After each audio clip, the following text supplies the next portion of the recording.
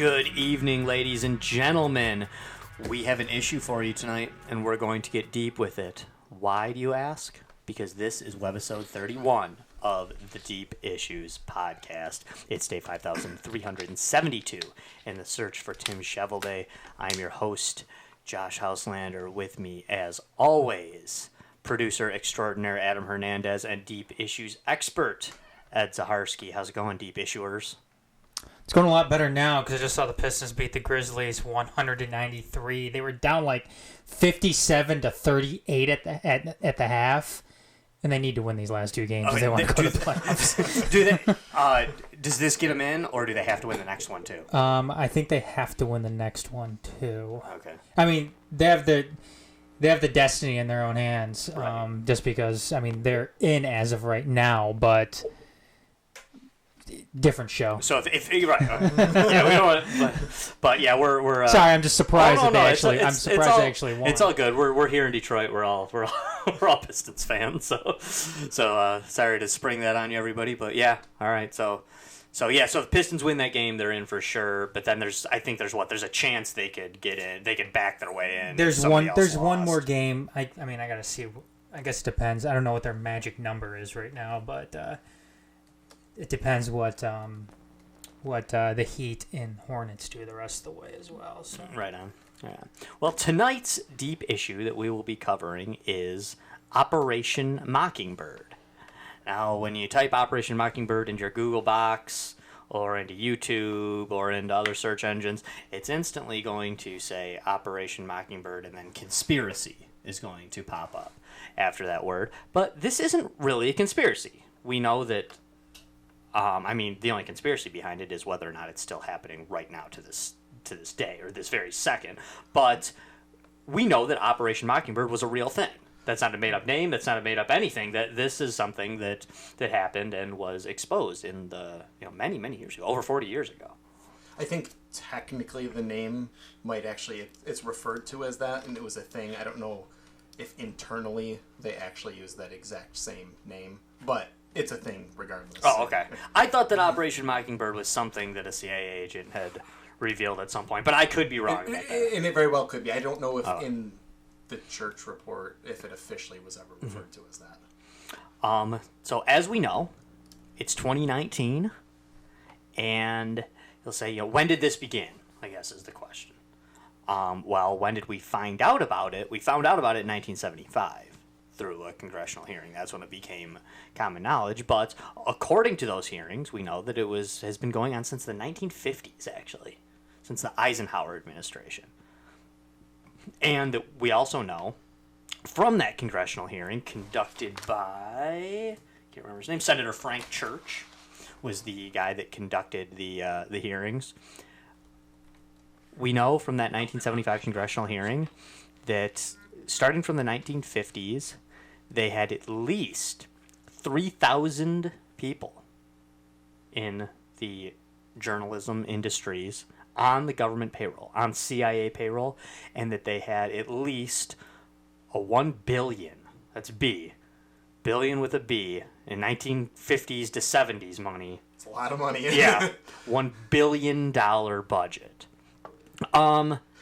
On that note, I forget who said this, but there was somebody in the CIA who had a quote that basically said they had unlimited funds, that they were given a budget and they couldn't figure out how to spend all the money. Thomas Braden. Was that okay? Yeah, Thomas Braden said that. He said that they could, this is a quote, extend a present to anyone in the media, and it was unaccountable to anyone, and they said that it was basically no big deal to... They realized they'd find somebody that really needed $50,000, and they would give them $50,000. Again, this isn't 2019 money. That's probably, am I safe to say I'm not an inflation expert, 50 grand in the 50s, 60s, 70s? We're talking $250,000 at least. At least. At least $250,000, maybe more like $500,000? No, because I think in the 70s it would have been $250,000, so that's probably more like $500,000. Yeah. So, Ed, why don't you're kind of one of the experts on this, because I jumped right into some of the numbers and figures and stuff, and dropped some names. Why don't you tell us the basic idea of what is Operation Mockingbird? So the idea is that essentially they're paying correspondents in the mainstream news media. They say they're giving them gifts or essentially money in exchange for intelligence, as they kind of wanted to put it. But essentially, they're paying them to spin stories. In the way that the report went, is they mostly tried to spin it as if this is like overseas sort of affairs, like correspondents there, and they're just gathering intel, which is part of it. They're gathering intel overseas, but essentially that they're using it as to just get stuff overseas, when really they're manipulating the media. It's social engineering. Media manipulation. On many levels. Some of the ones that when it was exposed later, there's actually a big article about this. You can these congressional hearings, by the way, are very easy to find. On tape. YouTube, Google, anything. You can find these relatively easy. The only issue is a lot of the big questions, which this is telling in its own right, but many of the questions that Senator Frank Church asks the CIA agents say, I think that'd be better if we discussed that in the closed meeting. So, and I think that's where you get a lot of these people saying, well, it's a conspiracy, because technically, officially, no one was named specifically. No single news outlet and no specific employee in those news outlets were named specifically. We know they happened. We know tons of money was given to them. We know a lot of them were involved. But that is basically either it happened on a closed-door meeting or it's still classified. According to Rolling Stone article that dug pretty deep into this, in I believe the late Carl 70s. Yep. They said that they listed over 25 newspapers or organizations that were definitely linked to this, that definitely had people on the payroll. And of those, the top ones are New York Times, the Washington Post, CBS, and NBC. Those definitely had, CIA agents or, CIA people on the CIA payroll working in those organizations. So those big four for sure. And they go on to list, about 20 more at least or more. So a big deal. Yeah. If we have such a fair and objective media, what do we need the CIA meddling in it for? Right. In 1964, there's a book written called The Invisible Government by two journalists who said they had firsthand information about this. David Wise and Thomas Ross were the two writers of Invisible Government.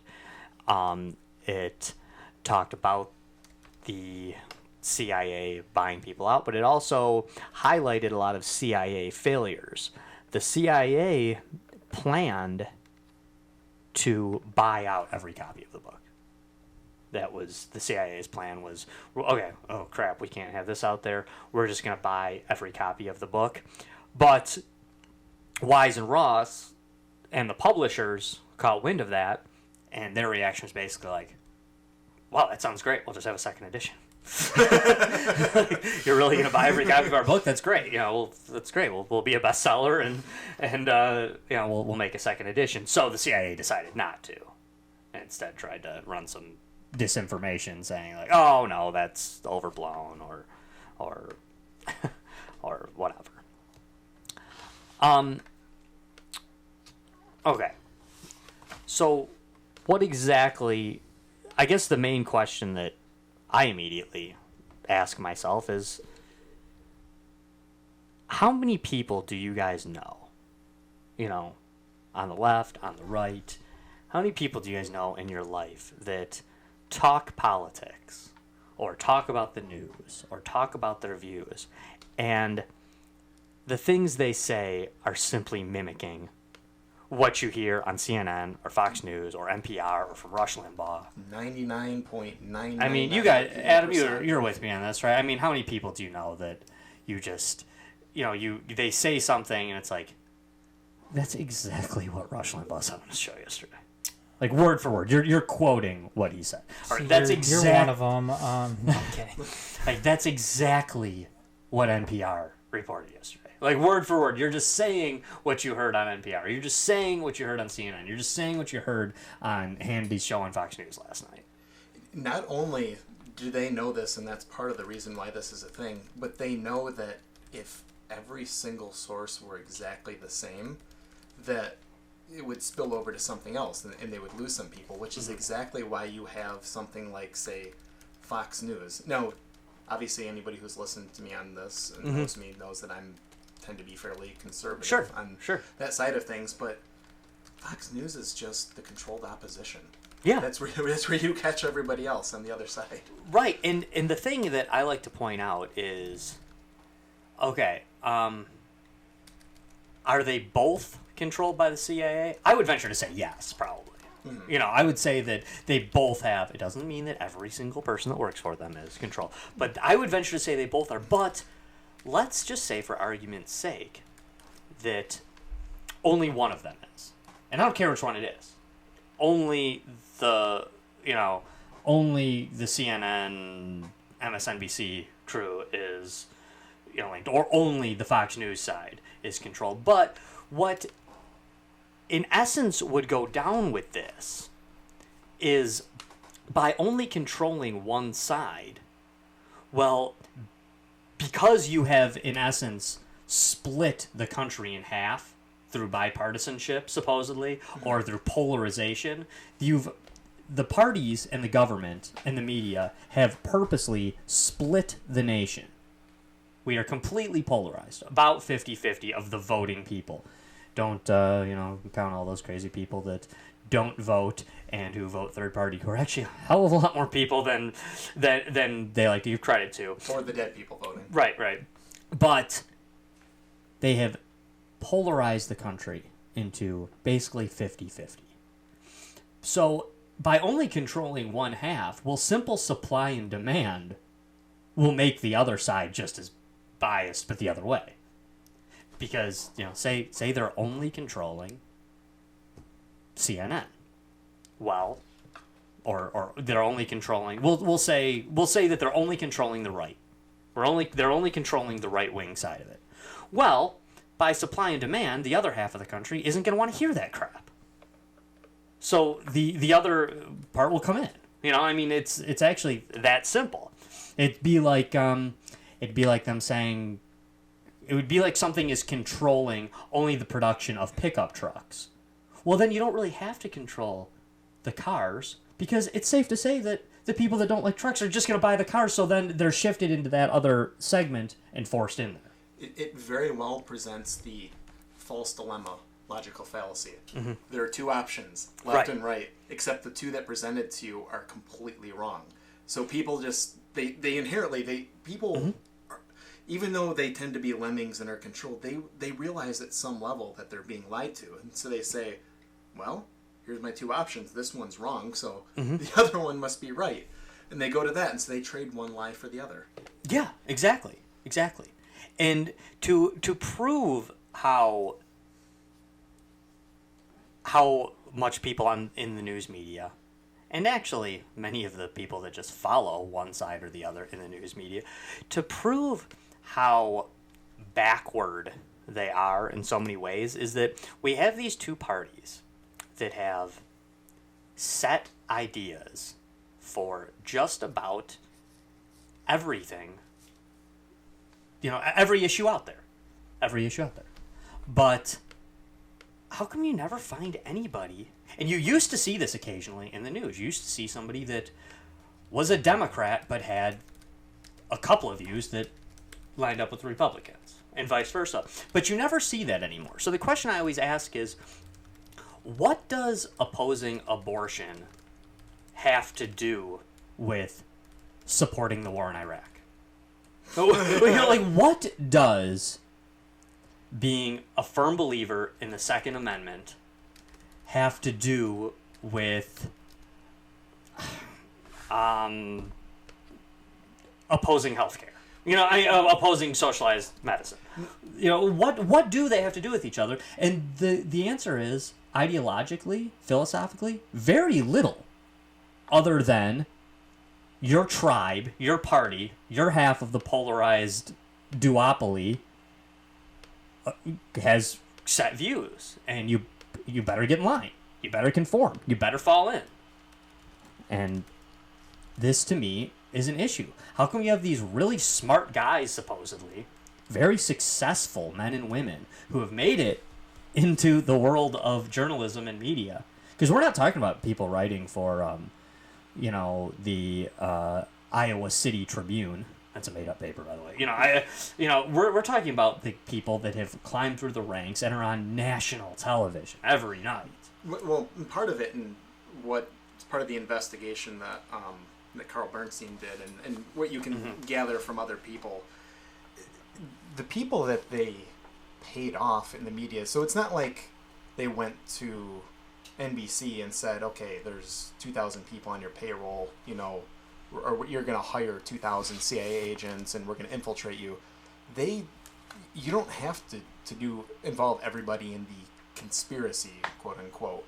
You get a program director, a hiring manager. They have massive influence. I mean, everybody here's worked jobs before to know that, the person who does the hiring tends to hire their flavor of employees. Sure. And of course they're going to hire people that are going to basically do their bidding, or fit their sort of views, or maybe they give them strong suggestions that they report on this or that, or if their job depends on it. It's very easy to control if you get in at a high level. And they're on the air every day. So if you don't think they're following you, or you don't like what they're saying, you replace them.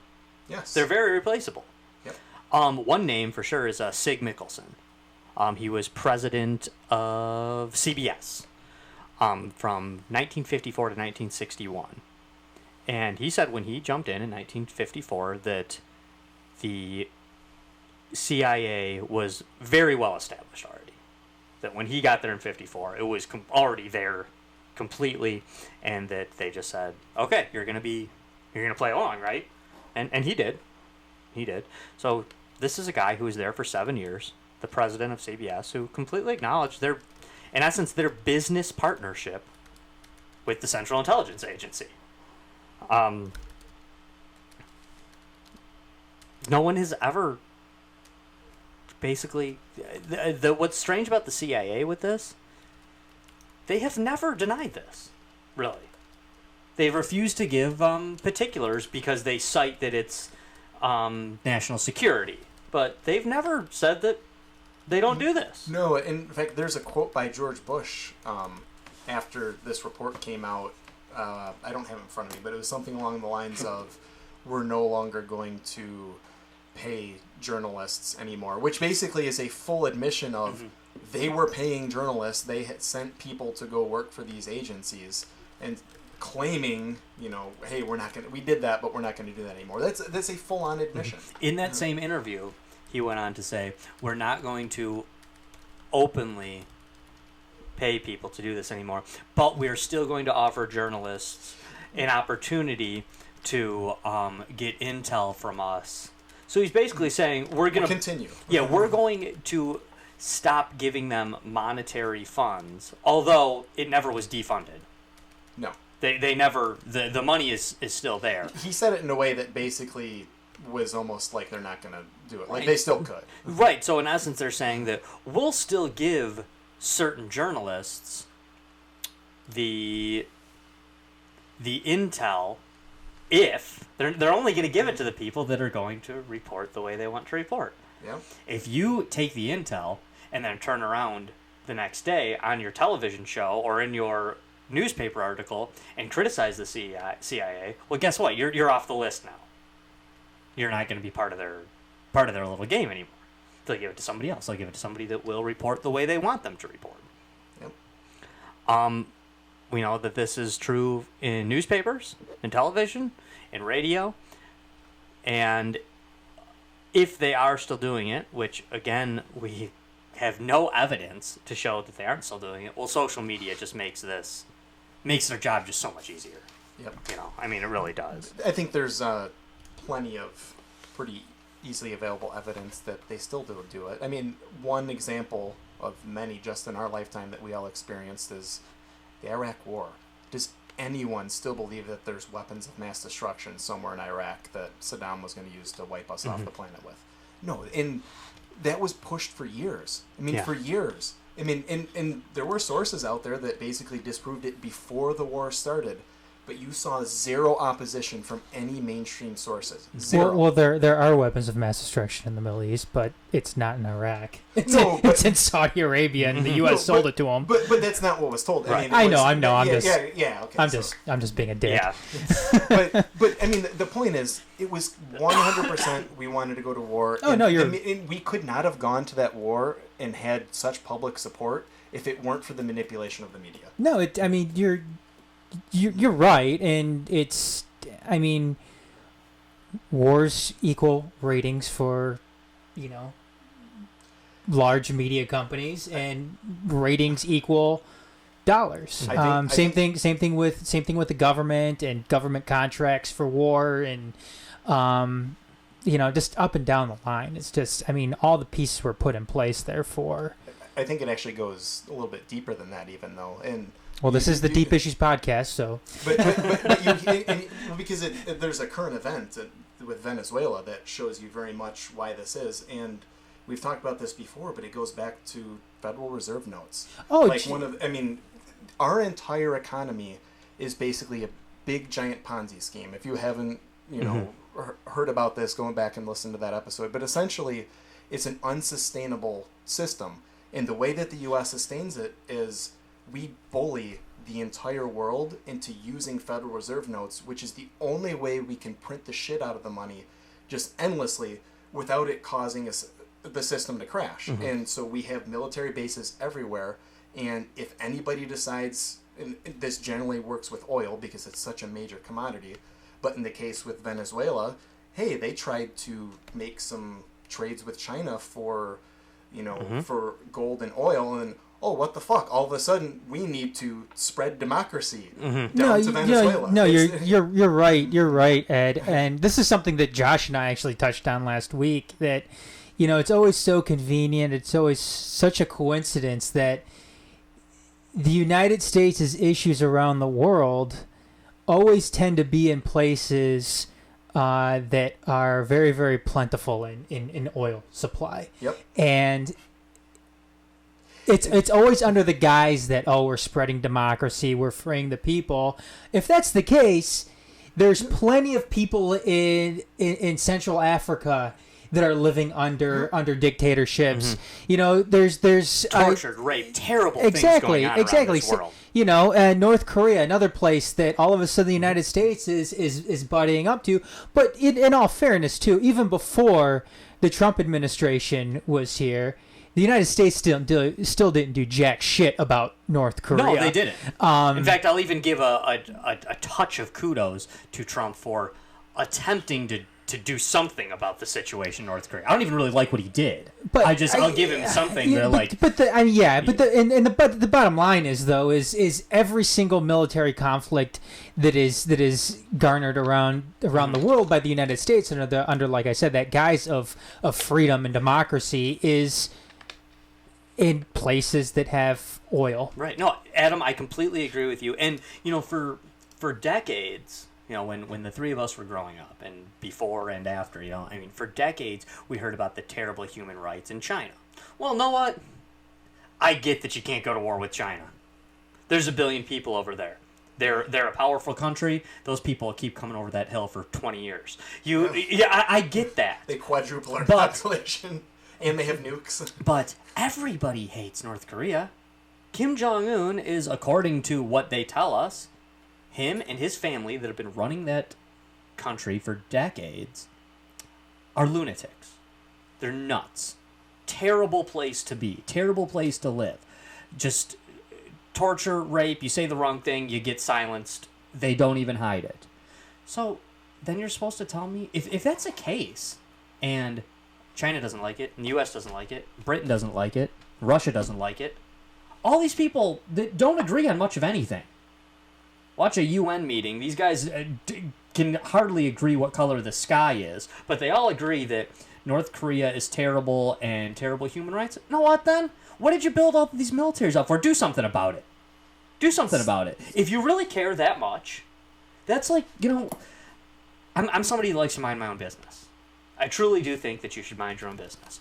But if you live in an apartment complex and there's 5 of you on a floor and just one person across the hall that you know is just beating the shit out of his kids every night. Every night. The person in D is beating the crap out of their kids. Well, C calls the cops, nothing happens. B confronts him in the parking lot, says, "Hey, I know what you're doing. Cut it out. Stop beating up your wife. Stop beating up your kids." Person in A is pissed about it. Nothing happens. Does there ever come a point where the people in A, B, and C just go in and stop it? Because I think there is. I really do. I think there is. I'm eventually, even though I'm somebody that's going to mind my own business, there's going to come a point where I'm going to knock down that goddamn door and say, you can't do this to these people anymore. I think in a lot of situations it wouldn't have even gone that far. Right. Like somebody would have stepped in before that. Yeah, I mean, really. Everyone's on my side. I'm going to go in there and say, hey, listen, asshole. You can't do that anymore. So why? Because although I am somebody that minds my own business, I care about morals. And I don't want to hear that somebody who can't defend themselves is being mistreated in that way. So if that's the case, if North Korea is so bad, then stop talking about it and do something about it. But no, a country that has oil, like Iraq, no, then we got to stop them. Yep. We got to stop them. Oh, they're not a democracy. Most places aren't. Yeah, it isn't even a democracy. So here's another thing too: is they have this love for democracy. Democracy is a shitty fucking form of government. It is. First off, what we originally supposedly had wasn't a straight up democracy, and I think that's even questionable. If that's so that's another assumption, kind of going back to this false dilemma of like left versus right. We always assume that we're in the best form of government. I don't think that we are. I mean, I think there are better forms out there. I mean, I think what we came from was actually probably, but monarchy is probably better than what the fuck we have right now, too. Well, and that's what our system of government, which I believe firmly, I want to be a constitutional patriot. I genuinely want to be that person. I'm really not, because I've seen that we had this great system, we had this potential for a great system, and we still managed to screw it up. But I understand where you're coming from, and I think that's why a lot of people still buy into what we kind of have, because you look at the Constitution like, oh, this is awesome. It's basically just recognizing natural God-given rights. Yeah. And, anarcho-capitalism kind of does that too. No, Adam and I talk about anarchy on this show and on the Xcast a lot. And quite frankly, the ideals of, whether you want to call it anarcho-capitalism, anarcho-communism, just anarchy, whatever you want to call it, the basic ideas of anarchism are what the Constitution's based off of. Voting is just a thing to, you can't have a strict democracy. That'd be ridiculous. That'd be chaos. People talk about anarchy being chaos. Anarchy's not chaos. Democracy's chaos. that is simply mob rule when you have democracy. That's screw the 49%.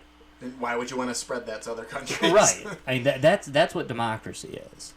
I like to say that people say, well, we're a form of democracy. We're representative democracy. Okay. Representative democracy is democracy the way water polo is polo.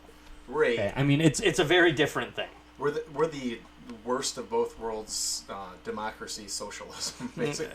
Yeah, I agree. Another reason that the U.S. Gets a pass from many Americans and from other people around the globe, too, is that I will acknowledge, even though I complain about our system and what we're becoming and what we have become, but yeah, it's true. I'll acknowledge, as far as most places in the world, it's a good place to be born. Yeah. It is. It's a nice place to be born. As much as free speech is kind of going by the wayside, it's still freer than other Right, places. right. And for the most part, it's a nice place to live.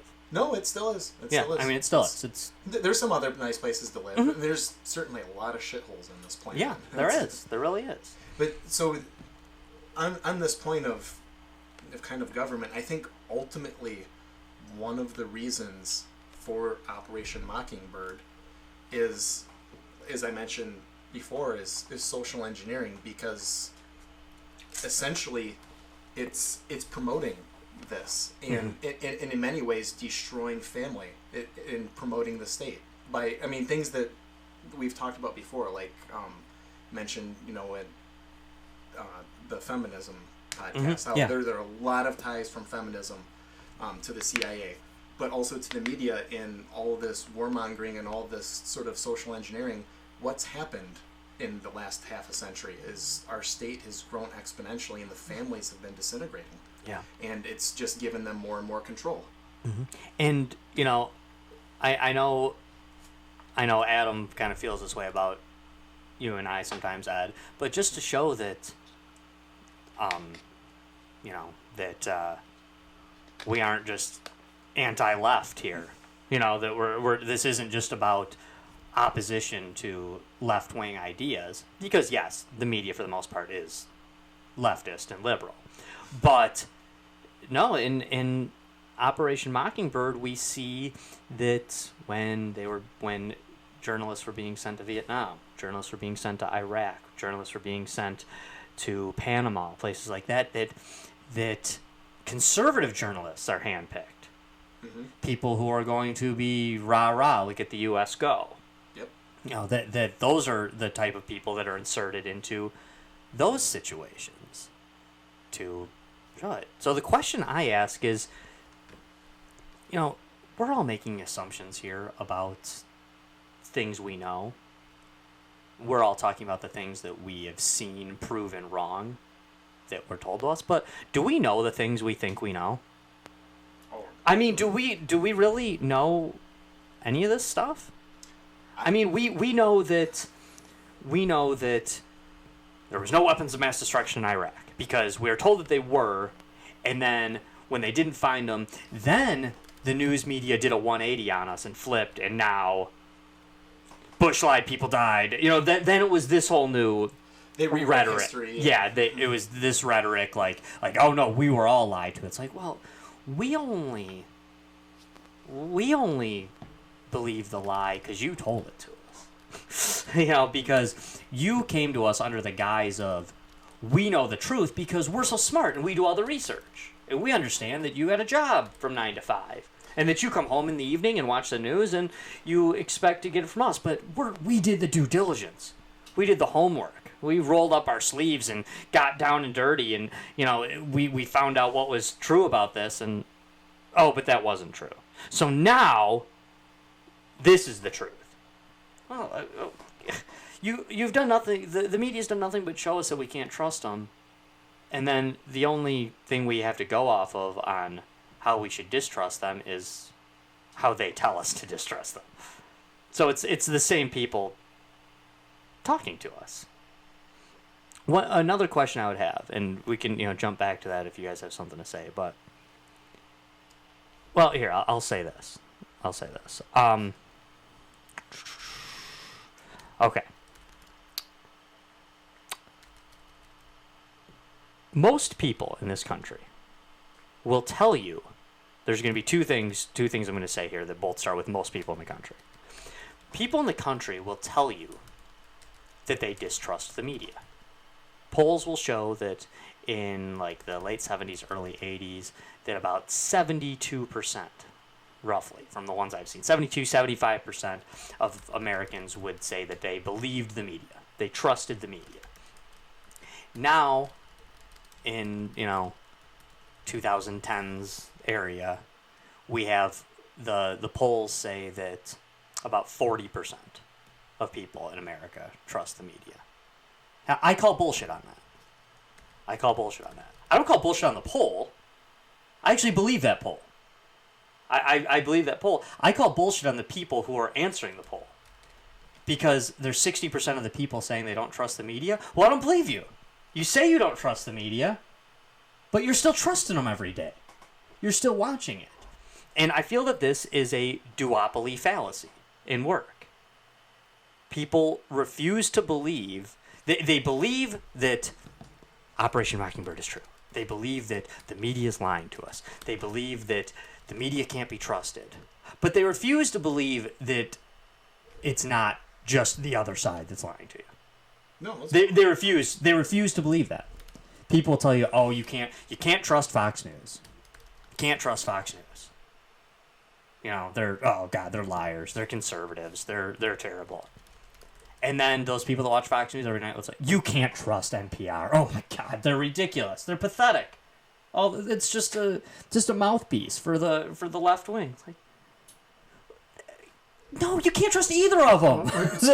That's the point. I think most people, when they say they don't trust the media, they're thinking specifically of a station or a side that they can't trust, and then they think that, well, my side's telling me the truth. Or even if they're not completely partisan biased. I know people who say this constantly, and of course I wouldn't say their names on air. It wouldn't matter anyway. It's not like people listening would know. But I know people that say, like, I don't trust cable news. I refuse to trust cable news. That's why I listen to NPR. Really? That's where you get your news? Okay, well, it's like, oh, I can't trust what they say on local news. That's why I listen to Rush Limbaugh every day. Like, oh, all right. Good for you, Matt. That's great. That's great. Okay. No, they're all there. And hey, I there's people that I like that I listen to too. You know, I mean, there are. I'm not. You know, you got to get your news somewhere, right? But you know, you got to question everything. What's that quote? If you don't watch the news, you're uninformed. If you do, you're misinformed. Yeah. I see why naturally people would want to go to something, because especially in today's day and age, there's so much information out there and so little time, and so people generally tend to trust experts in areas because, you know, it's a time-saving thing. If you find somebody who you can trust, then they do all the hard work for you and and get it to you. The problem is, really, it's really hard to know what's going on unless you do some of the thinking for yourself. Like, you can consume any of these media sources, but at least in my opinion, it's almost kind of, okay, what do mainstream people think? And I have to remind myself this is a half truth, even if it's something you might agree with initially. You got to be critical towards it. Sure. Another one, I'm going to start this sentence kind of the same way, that majority of Americans, and this has been true, well, let's just put a real fine point on it. This has been true since JFK was shot. Most of Americans think the CIA are bastards. You mention the CIA in regular conversation with somebody at work, somebody at the bar stool next to you, somebody, in line behind you at Kroger. Most of the time, people are going to be in agreement that the CIA are bastards. They can't be trusted. This is a bipartisan agreement. This is one of the few things out there that is directly political, directly governmentally linked. That you get a room of 50 people, 25 Democrats, 25 Republicans, and damn near everyone in that room is going to agree that the CIA is scary. The CIA is dangerous. The CIA have done some really lousy things. The CIA are bastards. Yet, how can you never see that on the news? You know? How come you never hear that? How come that's never reported? The news wants to sell, right? They want to tell you what you want to hear so they get better ratings. See, I think it's a little bit of a fallacy to think that each news agency, like, they just want the ratings and it's all about that, because I think they very, very often do things that agenda-driven.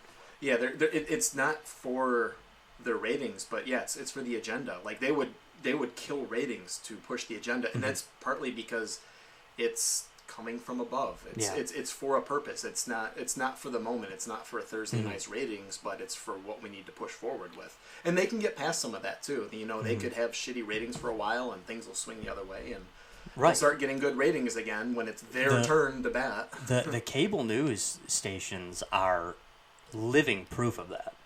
I mean, they report. The news media reports on their own ratings for these stations, and they don't care. I mean, Rachel Maddow has been on MSNBC for years.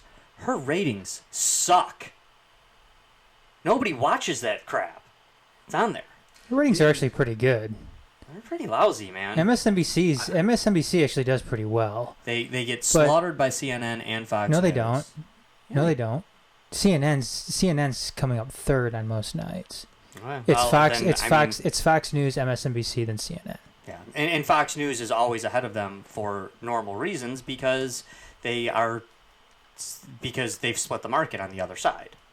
It's it would be 50-50, but MSNBC, CNN Headline News, and CNBC split the left wing, 4 ways, and Fox News, maybe they share some of it with Fox Business, which nobody really watches. Another example I was going to cite was, for years, when Sean Hannity was first coming out, Sean Hannity's had his conservative radio show for years, but I first remember seeing Sean Hannity on a show called Hannity and Combs when Fox News first came out. I actually dug that show. It was a cool show. Are you still not on that? No. And Hannity and Combs was a conservative and a liberal. They canned A Combs. liberal, quote unquote. Oh, Combs is very liberal. He was the weakest one they could possibly put on that channel. Well, either way, my point is their ratings dropped miserably when they canned Combs and gave the show to Hannity. But they didn't care that the ratings dropped. They didn't want that anymore. They were sick of the idea that, Combs, some people are actually kind of liking Combs. We got to get rid of this dude. They didn't even give him a pay cut. They just stopped letting him be on the show. they just kept, he was still a guest on some other shows and stuff, and that's it. The show's just called Hannity now. Combs is gone. Bye. No evidence whatsoever. Actually, it sounds like Hannity and Combs as individuals got along. They were, friendly with each other. But no, they canned them because they didn't want to push that agenda anymore. They didn't want to be fair and balanced like they claim to be. It's there. They would, like Ed said, they would rather push the agenda than get the ratings, because the ratings are there. It's fine. People watch. They have their niche that people watch every night. And it's almost impossible to organically grow a sort of third-party source anyway, because look at the way Facebook and Twitter and YouTube censor. You legitimately can get censored for talking about some of these things, and people routinely do. That's why Facebook jail is a thing. And sure, they get censored for all sorts of other stupid shit too, but you can't. And that's part of the reason why they can continue, because they know eventually, they're it. It's a very closed market. Yeah. You know what? It goes both ways. I personally think that it is all about the ratings, and I think it does all about the almighty dollar. And it's not just the right that gets censored on social media. The left does as well, and I'm not talking about the neoliberal left. I'm talking about further left than that.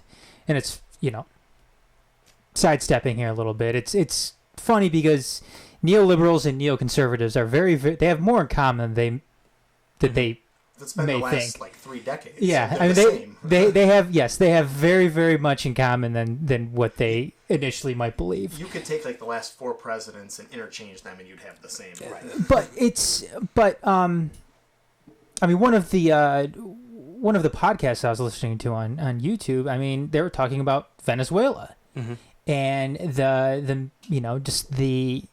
the media coverage on that, and just the mainstream media coverage on that, and just how it's completely false, and how whether it's Fox News or MSNBC or CNN trying to push the narrative that every single person there is just striving for this Juan Guaido, when it's not the case. Maduro actually does have a number of supporters there that want to keep him in power. And that's justifiable considering that Maduro was actually in the last election. Right. Maduro actually got votes during the election, unlike Juan Guaido, who would essentially just be a puppet regime for the United States and the United States can just insert their corporations and everything into Venezuela and so on and so forth. But my point is that when this was being talked about, this particular podcast, they didn't get banned, but what YouTube did is they prevented them from monetizing that video. And what that does is that's huge. That's American corporations sitting there saying, "Hey, we don't like what that person is talking about because it's not good for our business. We don't want our advertisements being promoted on that show." I would almost take issue with one thing you said, which is that it's because it's a left-leaning podcast. It's not that whether it's left or right, but it's the truth that gets censored. So yeah, you're going to have the censorship on both sides, and the reason why it's not all about the ratings is you very easily, because the only time you're going to hear something like that and maybe some off the beaten path thoughts, unless you do it yourself, is maybe searching out a podcast like that. Is all it would take is one of the major news corporations to say, yeah, we want fucking ratings. Let's start telling the truth about all this stuff, because everything's lies. I mean, there's no shortage of things to talk about, and they would just be through the fucking roof rating wise. But they don't want to do that though, because they want to tote the line. Do you know what I would go out on a limb to say about Venezuela right now too, is that the only thing that I believe about what's going on in Venezuela is I think it's a mess down there right now. I think some people are without power. Yeah, I mean, I think it's an absolute disaster down there. But, newsflash, planet Earth, South America has been in and out of disaster for its entire existence. Yep. There are nations in South America that have gone from terrible to bad to back to horrific to semi-stable government to right back to terrible to a constant upheaval for the last 200 years. This is nothing new. But Venezuela, they're bad right now. So we got some keywords here. We got socialism. There's oil there. There's all these different key things that are happening. When's the last time you heard about Peru in the news? How about Peru's come in and out of disaster 5 different times in my lifetime. I'm not 40 years old. I mean, there's other countries like that down there that are a disaster, but you always hear about Venezuela. Why? Because, well, they have oil. And big keyword, they've been openly socialist. There's been an anti-socialist movement there. There's been a pro-social. So socialism's a big buzzword, and of course they're basically, for some weird geographical reason, they're the only place in South America that's got oil. For just whatever that is, I don't know. More dinosaurs died there. I have no idea why that happened. In South America, Central America. Even in some cases, Mexico as well have been victims of again that neoliberal, neoconservative policy that has been pushed by the United States and a lot of Western governments for many years. I mean, they've been responsible for overthrowing and propping up regimes, dictatorships. I mean, Chile's one of them. That they don't do it out of the interests of the people there. They do it out of their own interests, their own business interests. Most of the time. So. It's kind of funny you say that, because it's super ironic that a democracy, quote unquote, would be causing that to happen, because essentially you can only almost have that. It's happening because of our democracy, because essentially what all politicians are just a competition of bads. They only do, you get the worst of the worst, and they only do basically what will benefit them in the moment. You get nothing long term from them at all, and it's why democracy is a horrible form of government. Well, it will only progress to getting worse. I don't know if I don't know if I'm with you, Ed, when you say democracy is a horrible form of government. I think democracy actually can be the best form of government, given the right set of circumstances. However, I mean, you are right when you are talking about your politicians. Well, not your politicians, but politicians in general. And this goes back to what Josh has said, over and over and over again about voting, mm-hmm.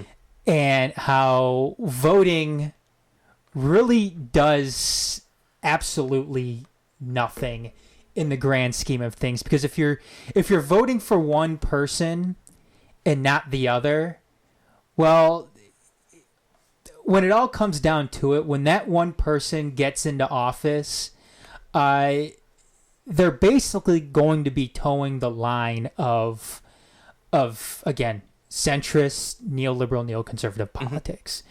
And they're going to be favoring the hierarchy. They're going to be favoring big business, and they're going to be taking a dump on the middle class. Whether it's the the centrist left that sit here and try to push, oh well, we're actually for the middle class, so we're actually for the working middle class, and in the downtrodden people of this country.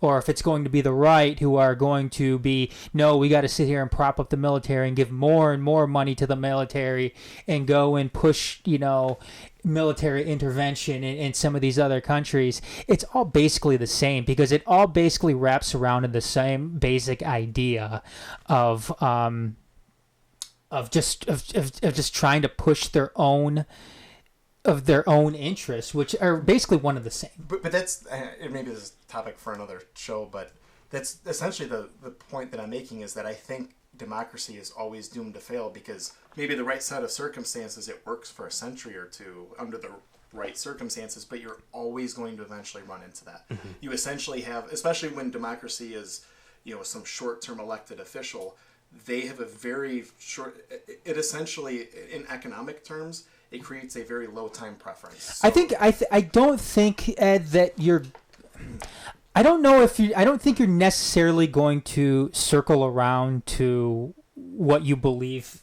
democracy is ultimately going to become. You may be right.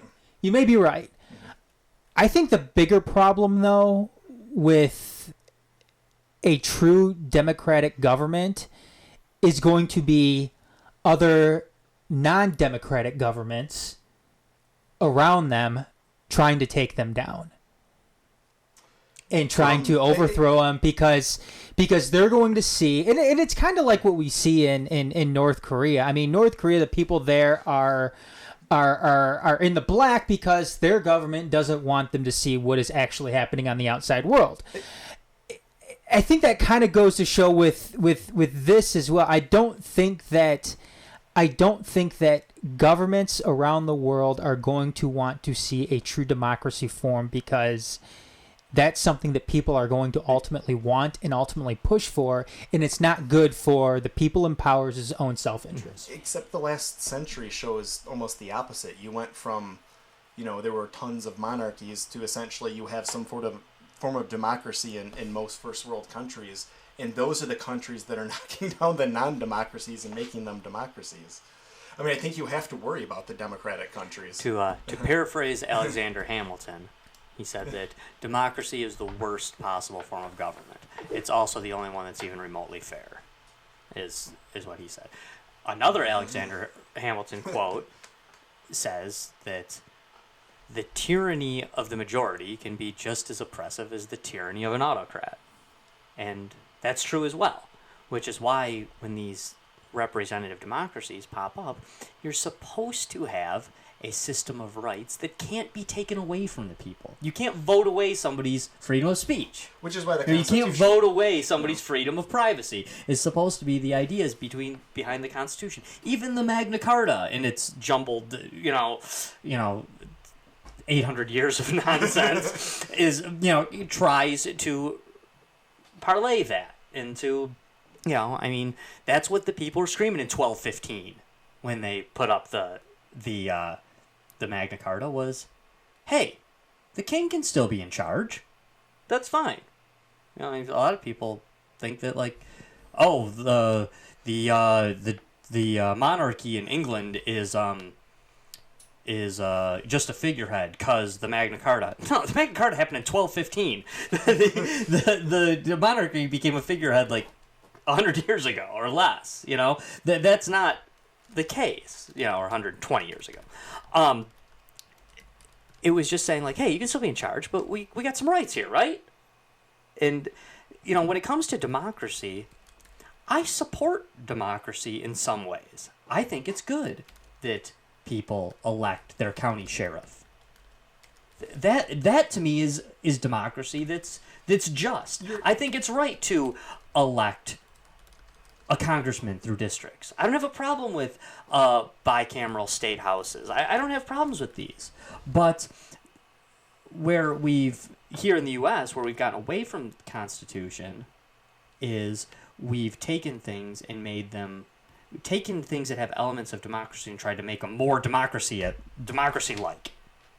And that's actually worked a hell of a lot better when the senators were appointed by the state legislatures. Worked a lot better. It was a better system. There's a reason why those really smart dudes who wrote the Declaration and wrote the Constitution... You took the politics out of it. Right. And it was still democracy. You elected the people that appointed that guy. So, there was still democracy to it. But when this direct democracy garbage is tearing apart the country.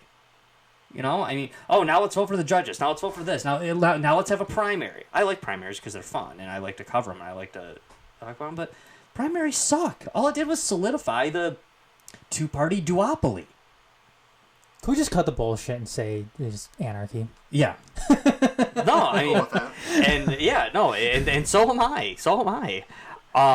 But I think anarchy is so misunderstood, though. It may sound weird. I think the only true form of democracy can only come from anarchy. Yeah, but I feel like the only true form of liberty comes from anarchy too. But if you've got anarchy, why do you need democracy? I feel like democracy only comes into anarchy when it's voluntary. When voluntary. In anarchy, you're getting rid of the hierarchy. You're getting rid of the political. You're getting rid of the political class of people. Well, you're eliminating the state. I mean, you can the political class. You can still have a hierarchy. Hierarchies exist in nature. I mean, maybe we're talking but about different things, but I mean, civilization has a hierarchy. I think we are. It's to me the number one thing with anarchy. You don't get rid of any of these things, but it's voluntarism. Yeah. I mean, Adam and I have discussed this, and we don't completely see eye to eye on the statement I'm about to say, but I don't really think it matters because it's. I actually view it as kind of a moot point, to be honest. But we talk about anarcho-capitalism. Anarcho-communism is something that Adam's got to be. I actually don't really buy into any of those systems because anarchy is anarchy. The minute it becomes anarchy, capitalism is there, but it's voluntary. Communism's there, but it's voluntary. Hierarchies are there, but it's voluntary. Democracy might be there, but it's voluntary. I was debating somebody on social media 2 or 3 days ago. And they said, of course, the immediate thing people go to when you mention any form of anarchism is, you just want chaos. No, I don't. You really because people can't possibly imagine the state not controlling everything. Right, because somebody's and people's view of anarchy begins and ends with the jerk in high school who used to write the big A with the circle, in red Sharpie on the locker. That's where their thought of that begins and ends. Hey, people, there will be chaos. People will be killed and raped. No, you're actually describing government. Kind of on the topic, but have you ever seen the movie The Purge? Yeah, they're great movies. I thought they'd be dumb, but I like those movies. I thought it was, well, the first one, I guess, was all right, but completely not what would happen whatsoever. Like, if you Right. made an actual Right. purge, it's like the exact opposite of Right. what would happen. Right. Like- Well, the thing is, I don't know if you've seen the sequels to the Purge. Yeah, I saw. Okay, saw I've all actually three. seen every Purge movie, There's including 3 still, or there's 4 and there's a TV series.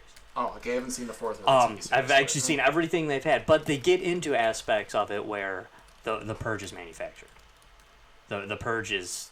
So I it thought is- the idea was cool, and just like the execution was just like. I actually maybe I was thinking the movies were going to be so dumb. I thought they were going to be horror Okay. movies, and then when I watched them, I was like, "Wow, this actually is bringing up philosophical things that are much deeper than I." It just takes the other side. Right. But no, I mean the truth is, if we instituted the Purge, the vast majority of people would lock their doors and stay in their house all night. Yep. No, most people aren't going to want to go out and doing killing, and the ones Right. that are the stupid idiots who are probably going to get killed. Right. And other Right. people defending themselves. Right. But did you ever see those movies, Adam? No. They're actually really, I found parts of them pretty profound, but of course they're action horror movies, so of course Yeah. you know there are going to be elements of it that are closer to a Freddy Krueger movie than than to in Ayn Rand novel or something. but I thought they were kind of worth seeing.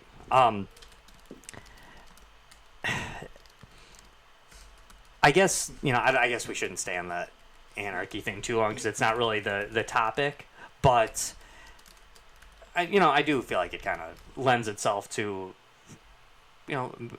much of what people think is very much a lot of people that think they're educated aren't as educated as they think they are. But it relates directly to Operation Mockingbird in the way that essentially it controls what everybody thinks, and most people see the state as this benevolent thing, and that's what allows it to continue Right. and grow, when in reality the exact opposite of that is true. Right. And so many people are so scared of 1984 or Brave New World or Minority Report It's already here. when they maybe don't realize that they're already living it.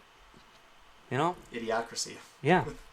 You don't like, that would be so terrible if we lived in a society where the news media just told us what they wanted us to hear. Doublespeak. Would that be terrible? Or are you right there right now? Yeah, I mean, that's like I said, people would tell you that they don't trust the media, but I think they're lying. They're lying to themselves as well. Mm-hmm. They're not liars. They're when someone's lying to themselves, you're not a liar. You think you're telling the truth. That's the difference between lying and being a liar. But I don't know. I think that a huge majority of people are into that. We've said when talking historically on this show and in other places past that, the idea that the two-party system has to go on board, that things like that.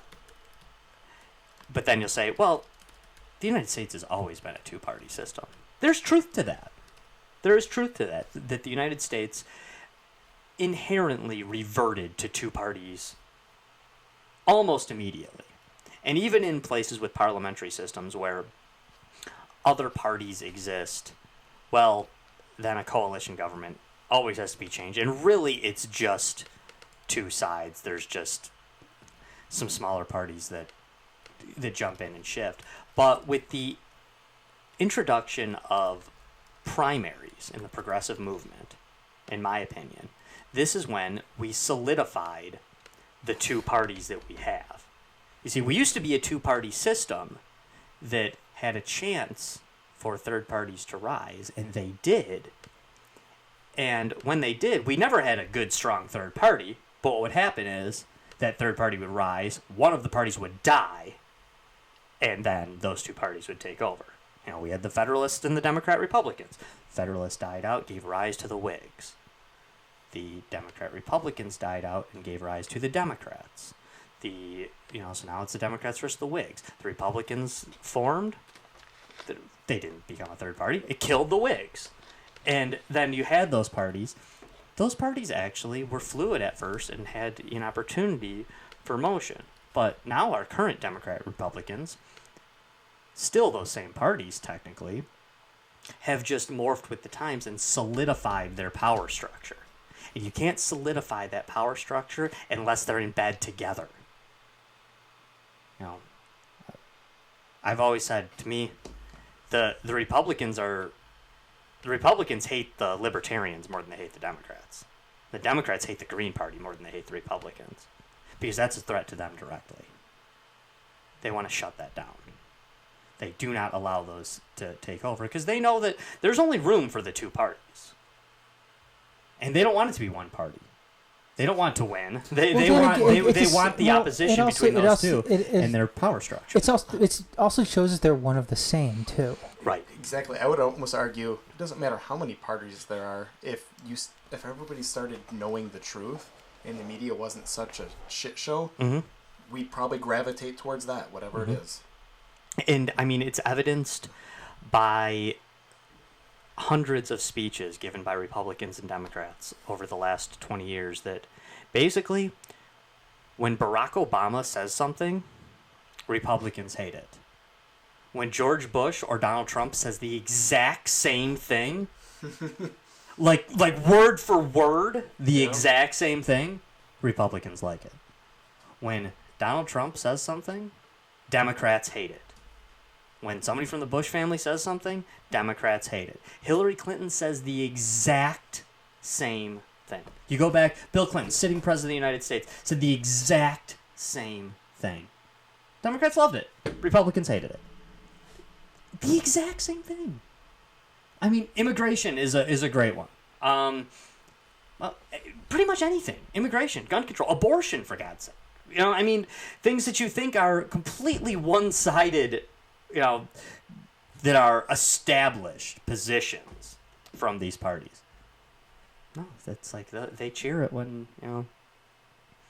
I mean, abortion should be rare.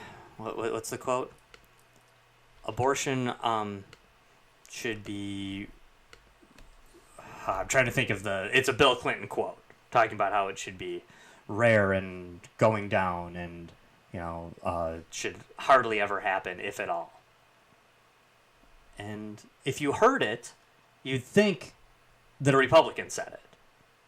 But no. Bill Clinton said it at the Democratic National Committee to host a to applause. To a room full of Democrats cheering for it. And if George Bush said it, it would be, what? He's gonna destroy. He's taking our abortions. It's, you know, Donald Trump banned bump stocks, for God's sakes. Not only is it anti-Second Amendment, but he retroactively took them away from people. So it's anti-Fourth Amendment. Okay, let's pretend. Okay, that last page of your Constitution book that you got sitting, pull it off your bottom shelf, dust it off. Pull out that last page that has the Bill of Rights in it. All those, pull all those out. Crumple that up. There's no Bill of Rights. Now just read Article 1. No ex post facto laws. You can't do that.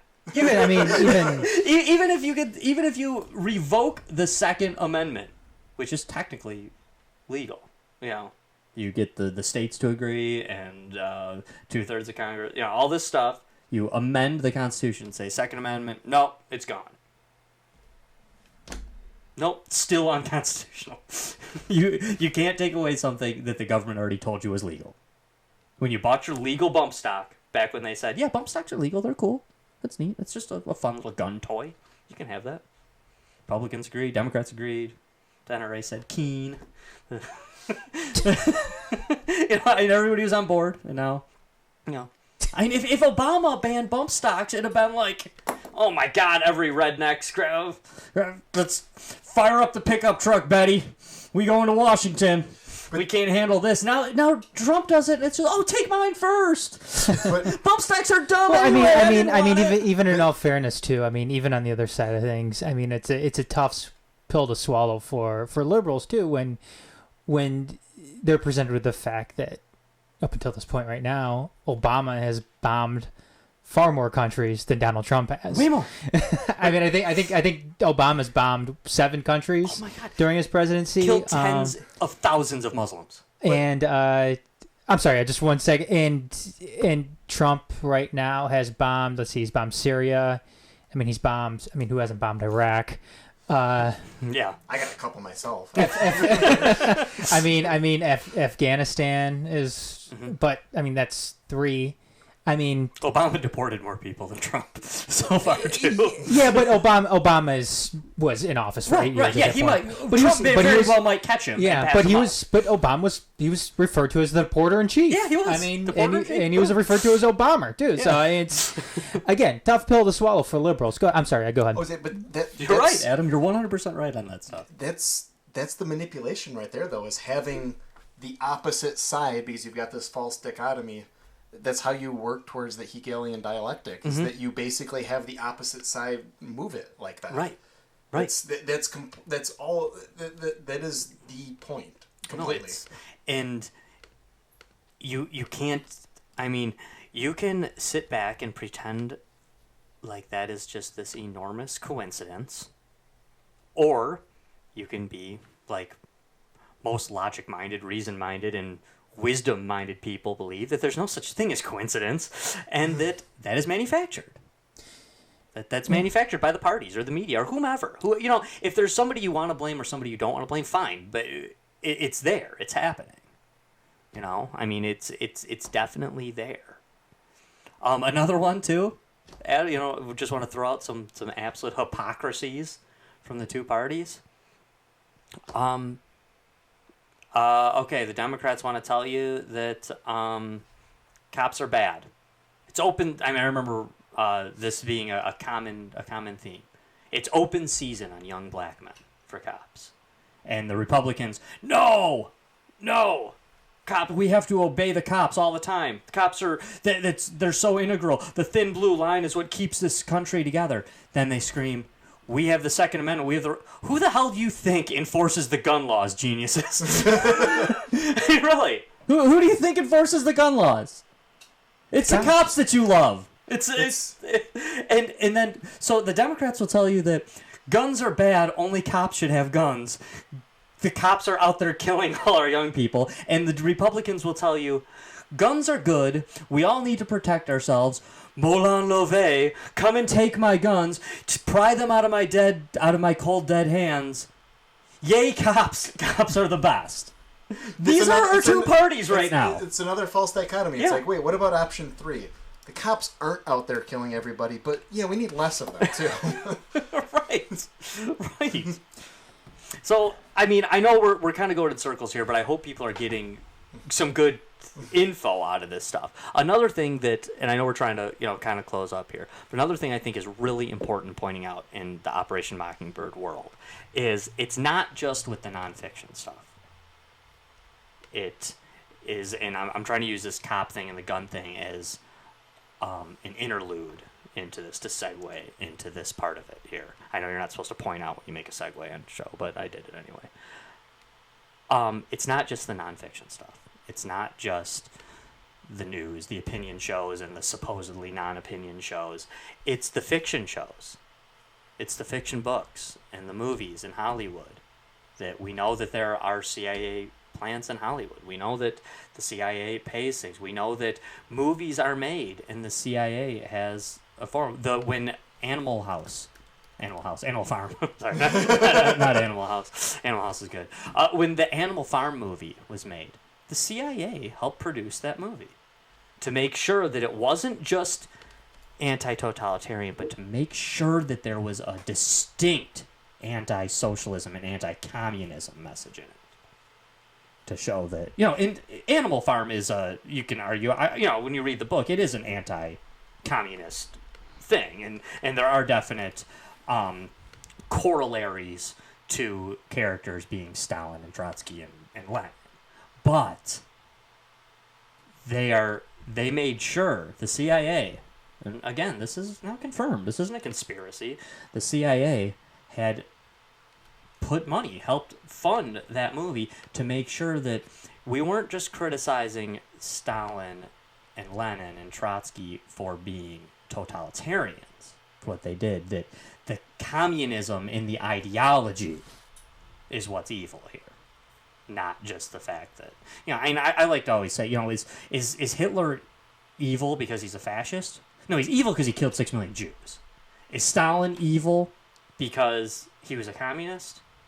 No, he's evil because he killed 10 million Russian peasants. I don't like fascism or communism, but I'm not going to pretend like there isn't a way that you could have peaceful communism, peaceful fascism, just like you could have peaceful democracy or peaceful anarchy, and you can have terrible democracy and terrible anarchy. These, you know, it's there. You can paint a utopic picture of how any system could be decent, and there are even examples out there for, you know, utopic versions.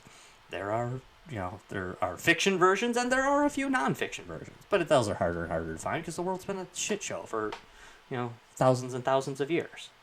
But that doesn't mean we can't maybe make it better.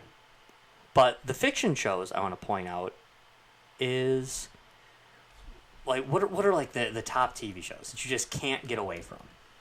Are just the cop and military shows constantly. SEAL Team 6, NCIS, CSI, Law and Order. These things where they love to show you police officers blatantly going past their boundaries for the good of the people. Breaking the rules, but they're breaking the rules because they have to. Because we don't have a warrant. Well, we can't wait for a warrant. This man's a pedophile. We can't. Did you properly search that guy? No, but we know that he beat up his girlfriend. Oh, okay, well, let's turn the other cheek then, you know. And they sell this as, it gets people behind it. It convinces people that my liberty's not that important. These, you know, and this show sounds like I'm so terribly anti-cop, and I'm not trying to be. I'm actually not trying to be. I know there's great police officers out there. I'm friends with police officers. I'm not even trying to be anti-cop, and I'm certainly not a guy that's anti-military. I respect people who are in the military, but you don't I don't with agree every with what they military do. action. No, I don't. And this comes back to the question of do we know the things we think we know? Because we get told the things about the war in Iraq, but then people go there and that's not what they see. So back to what you were saying earlier with people saying they don't trust the media. I actually tend to think a large number of them actually don't trust the media. However, they're not watching the news, but they're turning on Netflix or cable television or whatever else, and they're just getting fed the same shit in fiction form. Mm-hmm. Right. Well, Adam, remember, this was probably, 3-4 months ago we were talking on the show, and our topic for the day was just for a random XCast episode. And remember we were talking about the maybe they're the smart ones. You know? The ones who try to stay out of it? Yeah. The ones who just pay no attention to this stuff whatsoever. Are they any worse off? And you know what, though? They're not. And I think Ed brings up a point here because it just doesn't stop with what you see on Netflix. I saw this I heard this on a podcast. It was one of my left podcasts. It was called Eyes Left. It actually was. It's hosted by. Did you hear about that cadet at West Point that got thrown out because he had the written on the bottom of his cap was communism will win. So he got thrown out. He got discharged and everything like that. But he hosts a podcast now, and he was pointing out, one of the main themes now of some of these war video games, like what's the big one? Call of Duty. Call of Duty. Yep. I mean, when it first came out, PUBG. There's a million. Call of of them Duty. out When there, it first came out, it was all about World War II. It started from there. And, Yep.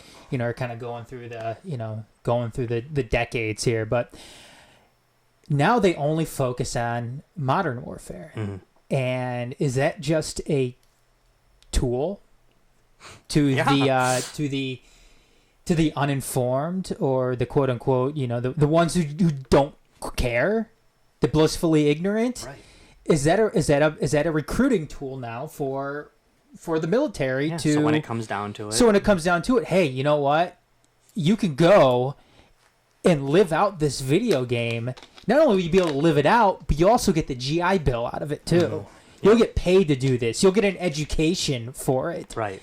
And just come sign up. Be all that you can be. You see this when you're debating gun control things with people too, and I know some people who are, who I interact with a lot on social media who are debating gun control frequently. One of them is contributor to this show, Glenn Updike, who I used to formerly host Settle It on the Screen with, and these debates will happen, and a lot of people will chime in. And some people will start to give information, and others will come on and be like, this is what happens when all of your information about firearms comes from video games. Like, you aren't describing a real firearm. You're describing the way that firearm acts when you upgrade your character with that firearm in the game. Like, that's not real. That's not... Truth is, like, if you get shot with a gun... You're not instantly like you get hit and you're like, oh god, that must have been an AR-15. Really, that hurt way more than a 9. That did 43% of damage instead of 36% of damage. That there's no way that was a 22. So no, it hurts when you get shot. It doesn't really matter what you get shot with. On that topic, I think that's actually, obviously you know where I fall on that being to the right. I think where the sort of ignorance and just getting from information you know about that from the media really comes into play is that most people that I have met, and maybe this is completely subjective, I'll admit that, who are anti-gun know little to nothing about guns. Yeah. Usually they've never held one. They know nothing about the safety. And case in point, there's a guy that I know, friends with, who very much to the left and was like that and very much bought into we need to make them illegal because that'll improve numbers, blah, blah, blah, whatever. Eventually decided to give it a try, learned about gun safety, now owns somewhere between half a dozen firearms, and took his CPL class and fucking loves guns. It went the other way and will self-admittedly say, I was ignorant about it. I didn't realize that these actually can be safe, and I looked into statistics and but and I say this just as that's kind of an example of what you're saying. Like, people get this information when you reject what's being force fed to you, you can sometimes find that you feel differently. I think the problem with that too is something that the mainstream tries to push is that the gun debate in this country is a black and white issue, and when it's not, I think with conservatives it's what. Well, I have one comment. Actually, the only debate is whether guns should be centralized or not. Nobody's actually saying they shouldn't be there. It's just, should law enforcement have them or should people have them? And people who support gun control aren't anti-gun. There's no one who's anti-gun. Right. I mean, what you get on the right though is this. I think this military. Propaganda surrounded by that, and on the left, it just seems like, let's just give up our guns without thinking of the consequences for that. Oh no, and I agree with you too, Adam. The ignorance of guns it's both sides. Isn't owned by the left completely. It's not. No, I mean it's for the right. Like I said, it's this mindset that. It's this militaristic mindset that we need guns all the time. I think the NRA actually too is one of the worst proponents out there for people who are totally on board. They say with the Second Amendment, and like I said, liberals too. I mean, liberals sit here. It seems like under most circumstances they're willing to just give up their guns willfully to the government and not ask any questions about it. I like the two organizations that I want nothing to do with, who on paper I technically agree with both of them, by the way, but the two organizations I want absolutely nothing to do with because I feel like they are absolute frauds and that perhaps they served a purpose at one point but now have to deliver this narrative to make themselves relevant are the NRA and the NAACP. I hate racism, and I'm a huge advocate of the Second Amendment. And to me, those are two of the worst organizations in this country. I would never give either one of them a penny because they do nothing but support this narrative. The NRA, I don't know why, quote unquote, gun nuts, I don't know why they like the NRA so much. I really don't. They support gun control. The NRA is one of the reasons why we've walked away from the Second Amendment in a lot of instances. From the true, just basic interpretation of the Second Amendment. And if you want to say all the BS about how the Constitution's a living, breathing document, which I can't stand that argument, but quite honestly, it takes about 22 minutes of research to find out exactly what the Founding Fathers meant by the Second Amendment. It's actually very simple. Yeah, I mean, it's very simple. So all the nonsense about, well, they said militia. They said, no, well, hey, but that doesn't mean you can have... They didn't know that we were going to have automatic weapons. Automatic weapons were invented in the 1600s, but whatever. Actually, it's actually very, very easy. You don't even... I mean, if you read the Federalist Papers, boom. But you don't even have to go that deep into it to know exactly what they meant, and it's cut and dry. With that being said, Adam, you pointed out how the parties are so willing, and people will say these things off the top of my head, and of course I will not say their names, but I don't even know that many people. Off the top of my head, I could name 10 Republicans I know personally, 10 staunch Republicans who do not own a gun, and I can name 10 Democrats who are avid gun hunters, or who are, I can really, off the top of my head, I'm doing it right now. I can name 10 people I know personally from each side, 20 people who don't fit that narrative. Staunch Democrats who own guns. Maybe they have a CPL, maybe they don't. Maybe they're hunters, maybe they're not. Maybe they just dig guns and have a couple in their closet. And I can name Republicans who will talk about their gun rights and have never held one. Look at where a lot of this comes from. So very relevant in the news seemingly every month is, hey, there's another mass shooting, and then what do you hear over and over again? Oh my God, we got to start doing something about the guns. But you don't hear any media outlets saying, hey, well, this was a horrible tragedy, like statistically speaking, you're going to die a million other ways. And then from the other side, you hear, oh, let's go out and get some guns before they take them from us. You can't do this. And it's just like, it's a shit show. Mm-hmm. You never hear about it too, that mass shootings account for a very, very small They're insignificant. It sucks to hear that a couple dozen people died, but you know what? Statistically speaking, you're not going to die from a mass shooting. You don't need to worry about it. No, you really don't. If you're staying up nights worrying about a mass shooting, oh my God, I don't want to send my kids to school because of a mass shooting. You leave your kid on a cul-de-sac, a sidewalk every morning for school. Do you know what the chances of them getting hit by a car are right there? Yeah.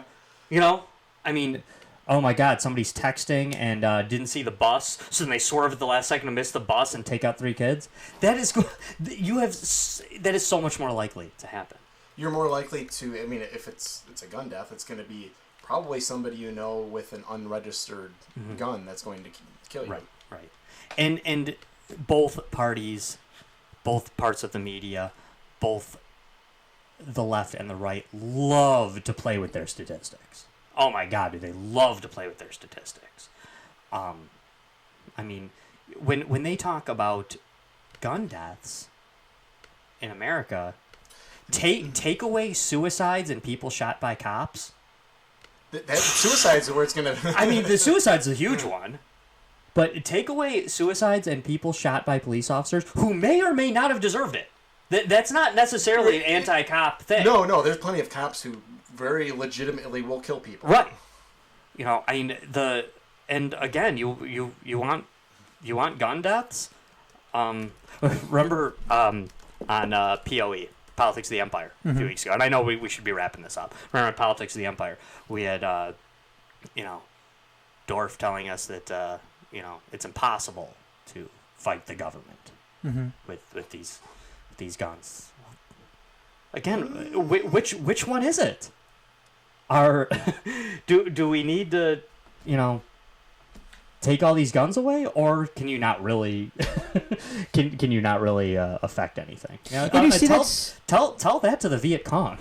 Not really, tell that to the people in Iraq. not who only, we not only, still haven't stabilized. not only that too, Josh. I mean, I know. Again, this is something completely different, but it you don't just need weapons to take down a government. Right. I mean, if you got a mass mobilization of people within the United States, you could very, very much influence the government, the workplace, wherever, based on, like I said, mass mobilization. And take the government, for example. If the government orders troops to all of a sudden use deadly force on that mass mobilization, it may not change the mind of every soldier or every police officer, but it damn well sure will do it with some of them. And again, that's one way to, take on larger forces. Look at the difference between War is hell. no doubt about that, and it affects people, in terrible ways for sure. But look at the difference between, and Now that we can look at this historically now. This isn't something we have to analyze on a basis of a case by case basis. This is something we look at historically. Look at the difference between the soldiers who came back from World War II and how they felt about what they did, and the soldiers that came back from Vietnam and how they felt about what they did. Why was it so much worse? for the people in Vietnam. Because they were lied to. Right. It was what 30 years of difference just made them that much weaker. I don't know that They I would just weren't say as it was good either ways. I think there's some post-traumatic stress from both groups. There is, but it's far worse with the with Vietnam, and part of it's what they had to see, what they had to do, and also how the culture and the country that they were received by felt about what they did. Well, not winning is probably huge. Like, if you go and you fight in a war that flat out you lost, I mean, that's like an admission that it was wrong. Right, but in World War II, hey, there were some people lying about some stuff in World War II also, and you saw some. But for the most part, we thought this has to be done. This has to be done. We're stopping Nazis. But had America lost, had the Allies lost, I think you probably would have seen soldiers feel differently. But that's mean- the point of it too. But Vietnam, though, was that generation's weapons of mass destruction. I mean, something that, and we'll wrap up. And if you guys have anything else to say, we'll shoot over to you guys too. But a point I'd kind of like to wrap up on, and this is a legitimate topic for another day that I actually want to throw in Pumpkin once Pumpkin is empty, but I think it definitely is involved in Mockingbird. And that's one of the ideas that we're sold on a regular basis is the people in the Middle East want to kill us. They hate us because they hate democracy. They hate our way of life. They hate our religion. They hate our freedom. They hate the way we live. They hate us. Okay, let's go with the idea that they do in fact hate us. Do they hate us because they can't stand that people all the way across the Atlantic are worshiping Jesus instead of Muhammad? Or do they hate us because we're there blowing up their stuff all the time? I tend to go with the latter. I do too. I do too. Maybe they use that in their rallying cries after the fact, like we do, like anyone in a war would do. Maybe they use that in their rallying cries. Kill them, they're Christians. Kill them, they're Muslims. Kill them, they're Jews. Kill them, they're what? Or we hate their country hates us. But bottom line, when you throw these young men, usually young men, there's women and older people too, but typically young men is the vast majority. When you throw them into this battle, You throw the three of us right now into a battle, into a war zone. We each got an AR-15 in our hand. We're being shot at, and grenades are flying, and bombs are going off. Both sides of that war aren't really fighting for an ideology anymore. Nobody's fighting for that. Brave, not brave, cowardly, whatever emotion pops up right then, you're fighting for your life, you're fighting for your buddy next to you. You know, that guy next to you, you bummed a cigarette off him this morning. You are friends with him. You slept in a bunk next to him. Yeah, you're fighting for him. But are you fighting for freedom? Are you fighting for democracy? No, you're just fighting to stay alive. And that guy you're shooting at, he is too. You know, the bottom line, you know, there are sides in wars that are often right. There are sides in wars that are often wrong. And I know that's a subjective thing, but there are times when, for the most part, the vast majority of planet Earth thinks the Nazis were wrong. And yeah, that has something to do with they lost, for sure. You know? I mean, Napoleon once said, history is a group of lies that we've all agreed upon. And as a historian, that kind of like offends me, but there's some truth to it too. You know, there's some truth to it. And I do think you can find truth through history, but there's some truth to that statement, though. It's just a bunch of, you know, the easy way is to say history is written by the victors. I don't know that that's really true completely, but it is just a bunch of pseudo facts that are agreed upon by the way that it's portrayed though isn't okay. Obviously, only the victors typically live, but yeah, I think I would agree with what you're saying too, because the way we're presented things by our institutions, necessarily exactly always how they go. They're framed in a very certain way, not necessarily as the victors, but as what they want us to think. Right. And there's plenty of times where people have outwardly won a war where history doesn't remember them as the good guys. That's happened an awful lot. So, you know, so that's why I kind of sometimes reject, oh, history's written by the winners, history's written by the victors. I don't know, is it? In that case, we should all just love the Brits. You know, we should all just in unison just be like, hey, Britain rules, because they didn't lose that many wars. But no, we talk about their imperialism and their, you know, the nasty things they've done. We don't have a great opinion of the Mongols or the Persians, the ancient Persians. We say plenty of bad things about them, and they won a whole bunch of wars. You know what's funny is this point we have so much history to draw upon, so many examples of just how horrible war is, and I would say for most people they just want to be left to themselves. Like, they, you know, obviously cultures vary and there can be conflicts. However, most people know inherently that killing is wrong and that war is bad. Yet more than ever, you have all these sources that essentially sort of glorify war, and you still have people who think it can be a good thing.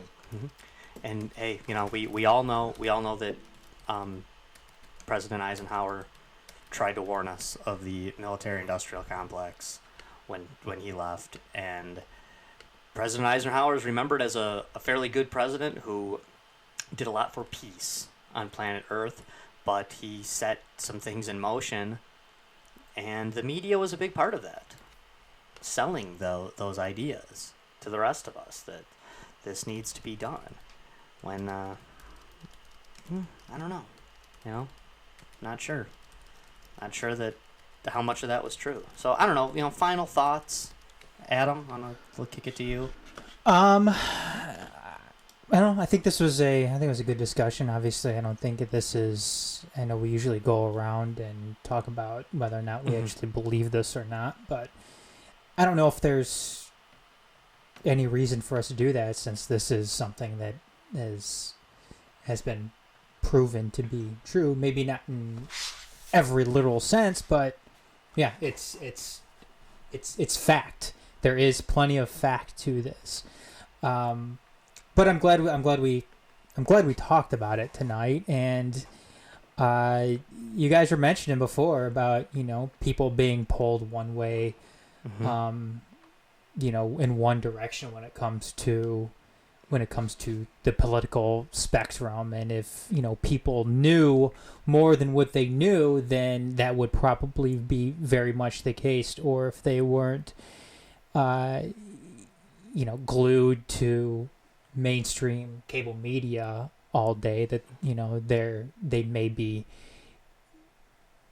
more prone to going more right or more left. I can say for myself that, I know you guys joke about it, and you guys, make fun of me for it in the past, but I'm not afraid to now consider myself a communist and a socialist anymore. I don't. Call me a communist, call me a socialist, all you want. I am done with the Hillary Clintons, the Nancy Pelosi's, the Joe Bidens of the world, and of the center left, and of that neoliberal policy that has gotten the left absolutely nowhere. Mm-hmm. And even people on the right, like yourself, Josh. People who are,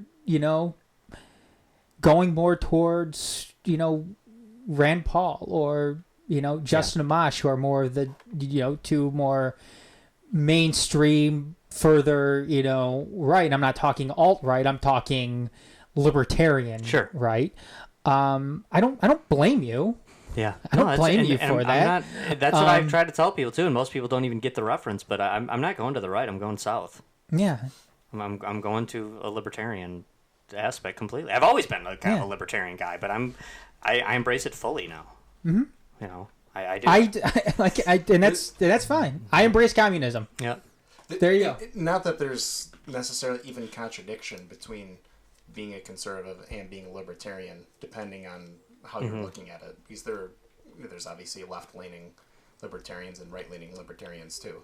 Yeah, there is. I guess personally, that's kind of like what I would consider myself as more of like a right-leaning libertarian. But, yeah, but they're not contradictory necessarily. Right. What I like to say is, whether you're right or left only matters if you're an authoritarian. If you're a right or left libertarian and you're truly libertarian, it doesn't matter. You can have opinions on things, but it doesn't matter because you believe that other people are free to do what they want.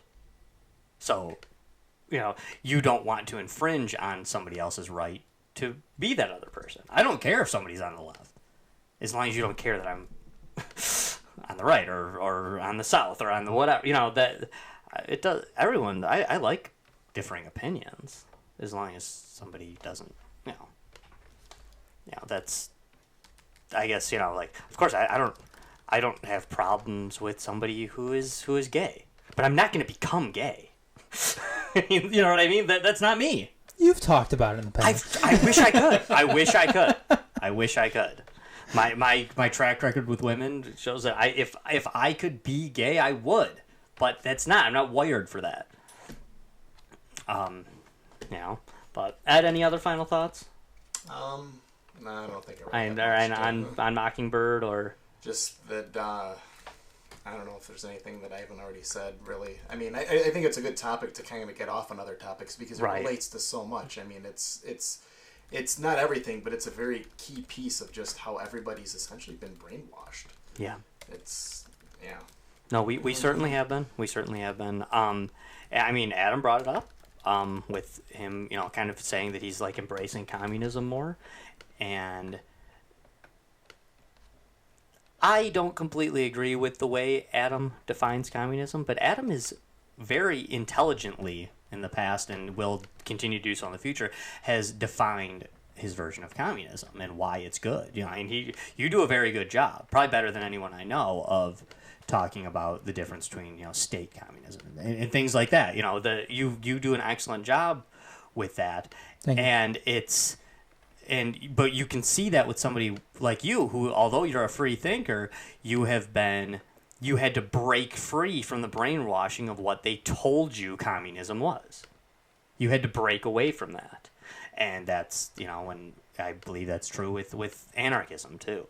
And it's not just that. The thing, like, libertarian doesn't have that same negative stigma like, oh, you're a red commie, Mm-hmm. like communism does. Well, the stigma that libertarianism has is this whole, oh, you're fringe and you like wasting your vote. Pick a side already, loser. You know, that's the stigma that libertarianism has. Like your views are impossible. We need the state so much that your views they're just silly and impossible. How about this for an idea? Instead of endlessly seeking out ideologies, almost all, if not all, can essentially be proven to be false or wrong in some way. Mm-hmm. Why not seek the truth? You Sure. are who you are. Right.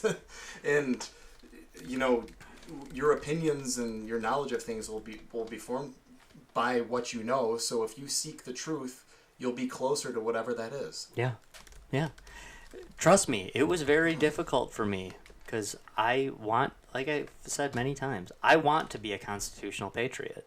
That's what I want to be. It was very difficult for me to learn of certain things that have made me, in the eyes of others, be anti-military.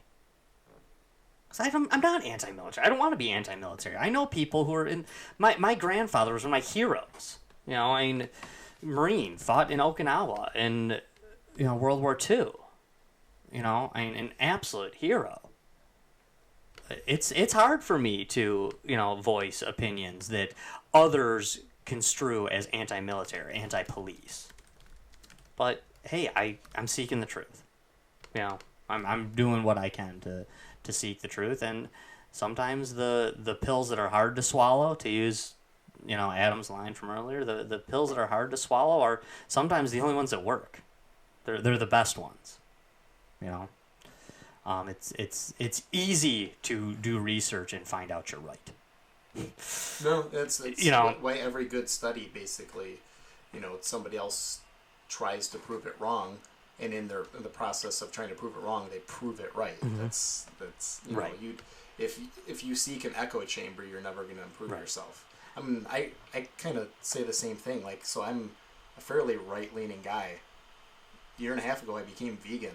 Like, that's something that people typically don't think of. And, Right. and for me, it was kind of like, it was very much against that. And it was, I had cognitive dissonance. Like, that's a legit thing. When you have an idea that doesn't jive with the rest of your ideas, it can be hard. It's not easy to accept what you think is the truth. I told a family member of mine who is has been a vegetarian for over 20 years, I think.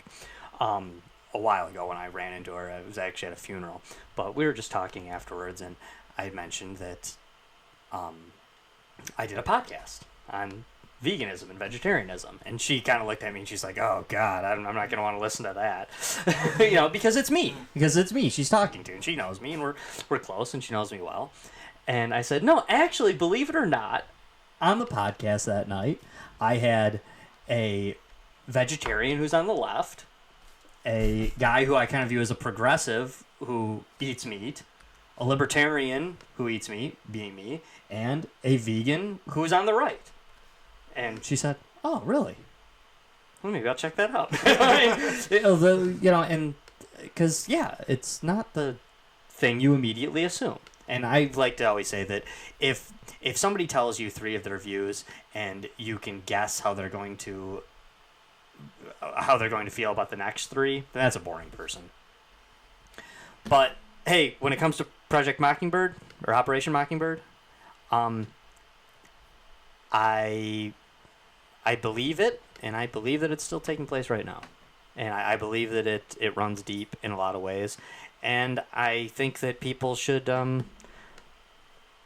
check and double check and don't believe things. Question everything. Question everything. That's the only way you can you can get ahead. I was going to mention deep fakes on this episode, and how this is going to be the transition to a point where we can truly just never believe the media ever again. But that's something that needs to go into Pumpkin on its own, so I'm just gonna kind of tease that for a future episode. I don't even want to mention it, but I feel like that, to me, technology is going to be the turning point to where we're going to reach a point where we cannot believe anything we are told. Can't, we're already there. I think we are too. But if we're not there right now, we're going to be really, really soon. Ed has just reached into Pumpkin.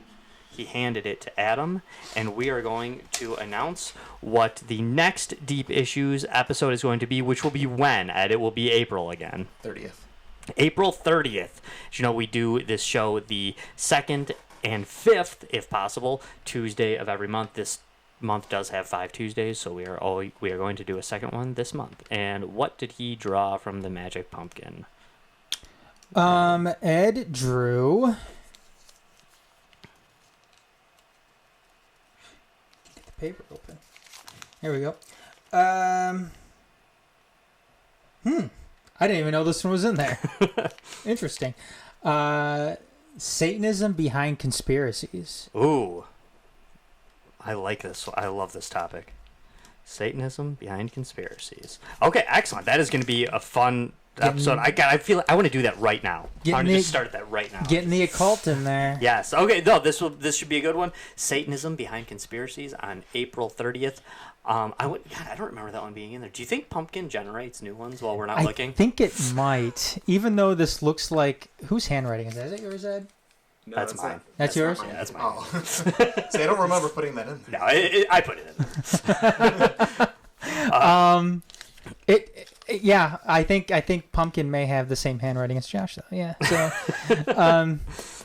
But hey, everybody, thanks for tuning in for this episode. I hope we didn't get too off topic, or at least that when we did get off topic, that it was still informative, enlightening, entertaining.